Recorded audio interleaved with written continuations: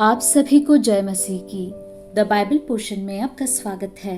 हमारा आज का वचन है यशायाह की पुस्तक 30वां अध्याय वचन 19 से 33।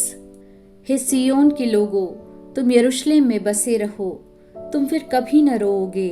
वह तुम्हारी दोहाई सुनते ही तुम पर निश्चय अनुग्रह करेगा, वह सुनते ही तुम्हारी मानेगा।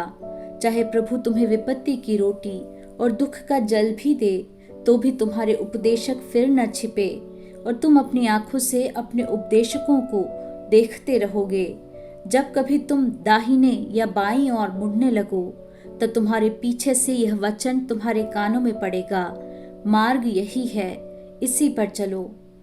तब तुम वह चांदी जिससे तुम्हारी खुदी हुई मूर्तियां मढ़ी हैं, और वह सोना जिससे तुम्हारी ढली हुई मूर्तियां आभूषित है, अशुद्ध करोगे।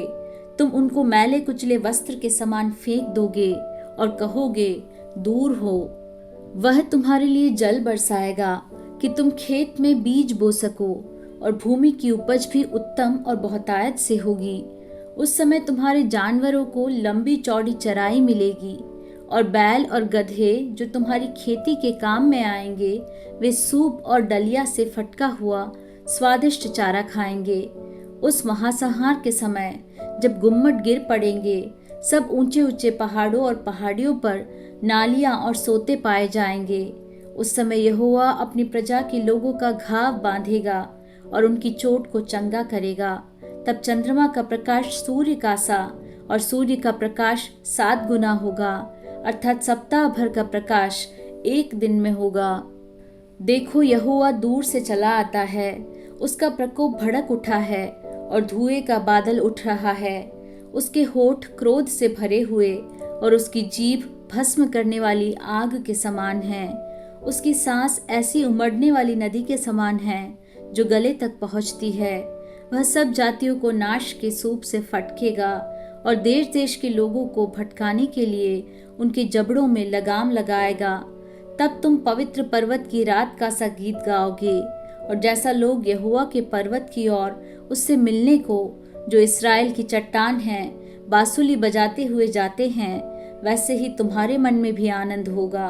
और यहोवा अपनी प्रतापी वाणी सुनाएगा और अपना क्रोध भड़काता और आग की लौ से भस्म करता हुआ और प्रचंड आंधी और अति वर्षा और ओलों के साथ अपना भुजबल दिखाएगा। अश्शूर यहोवा के शब्द की शक्ति से नष्ट हो जाएगा, वह उसे सोटे से मारेगा। जब जब यहोवा उसको दंड देगा, तब तब साथ ही डफ और वीणा बजेंगी, और वह हाथ बढ़ाकर उसको लगातार मारता रहेगा। बहुत काल से तोपे तैयार किया गया है, वह राजा ही के लिए ठहराया गया है। वह लंबा चौड़ा और गहरा भी बनाया गया है। वहाँ की चिता में आग और बहुत सी लकड़ी है। यहोवा की सांस जलती हुई गंधक की धारा के समान उसको सुलगाएगी।